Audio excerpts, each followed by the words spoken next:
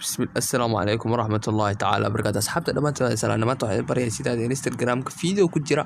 walba aad ula soo digi lahayd si bilaa aba oo dhib badan ka mareen.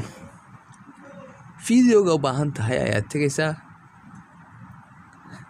copy link ayaad laga rabaa soo dhaweey copy link ayaa copy linkiisa ayaa la soo digaysaa kaas marka dib waxa ugu laabanaysaa browser-kaaga ayaad dib ugu laabanaysaa oo ku shubaysaa marka browser-ka pasta ayaad ku dhahaysaa pasta markaad ku dhahdo qa ayaa ka horeysiinaysaa Soomaali ahaan qa wagaas Instagram iyo dad ayaa dhexdeed gelinaysaa kadib wagaas saas ku soo baxaya meesha yar casa taabanaysaa download meesha casa yar saana ku noqonaysaa xagga saddexda xariif saaran ayaa taabanaysaa download saas ku soo degaad waad aragtay inuu soo degayo wagaas hadda ay soo dhacay open ayaa dhahaysaa marka